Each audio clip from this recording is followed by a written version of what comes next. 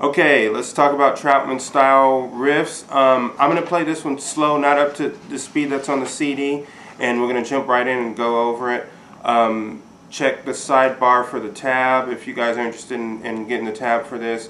The part's really simple. The part you got to be concerned with is actually playing the rhythm right and staying in the pocket. There's not a lot of chords or things you got to do. It's mostly 2-note chords and double stops and stuff. But here it is slow.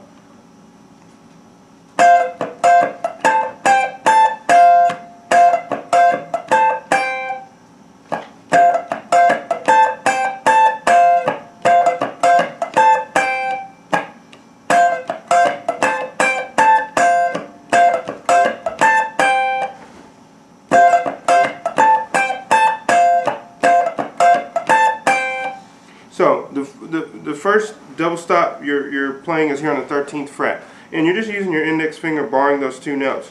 Okay, you're adding after that the high. This is your A, and then a G with this F note, C note.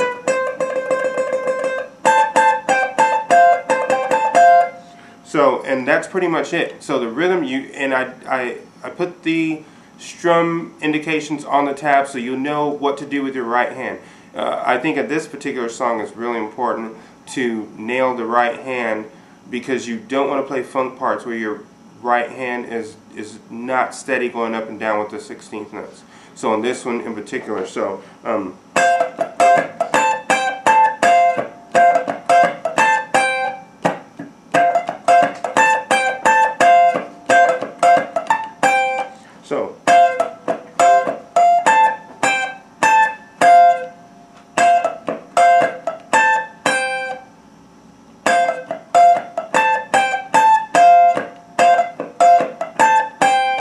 and that's the part. So just work on it. Try to practice it a lot. Go slow like we're going here, and then little by little increase your speed, and it'll sound real good. You definitely have to get this CD. If you don't have Zapp and Roger, all the great hits, go buy it, and you need to be able to play it along with the CD. That's the big challenge. All my students know if they come in with a song they want to learn, I have to be able to put it on the CD, and they got to play the whole thing start to finish. So let that be your challenge to get it down that good, where you can just put the CD on and just play through the song. So part 2 is just it's a simple part. You're using 2-note chords again, and I'm going to go over it once again real slow. We're not going to worry about playing it up to speed like what's on the CD. I want you to learn the parts. Once again, pay attention to your right hand.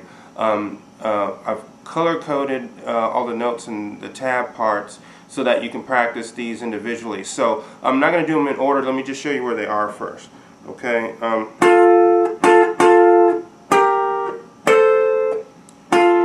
Okay. Double stop here on the 10th fret on your 2nd and 3rd strings. Okay.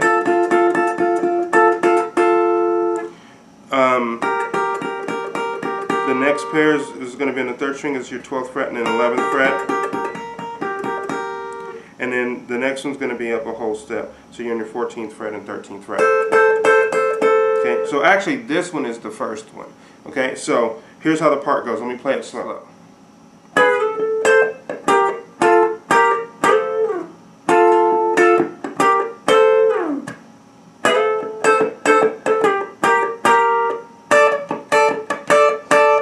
Okay, the last double stop is going to be in the 10th fret, but you're going to use the 1st and 2nd strings. And it's not like when you're playing jazz chords or anything. These are little 2-note chords, and a lot of times you'll find with funk parts, everything's been stripped down to little smaller chords that are moved around a little bit easier. You don't tend to use really big chords all the time. So this is definitely the case with this song. So here it is again. And you notice I'm sliding into the first chord.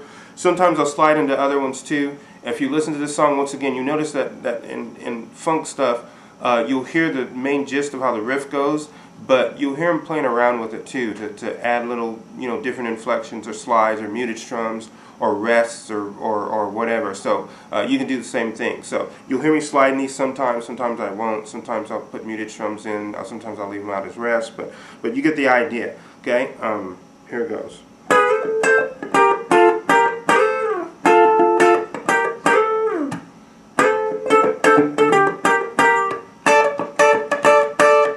So So slide into that first double stop.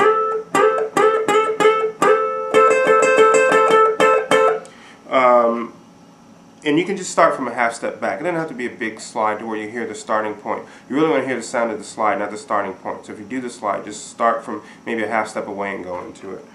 Just so that you hear the sound of the slide, but not the starting point. Okay? Okay? And then the second one on the 12th fret. And then the last one's going to be in the 10th fret, and these are together, just barred on the 10th fret. Climb back up. Start on the 10th fret.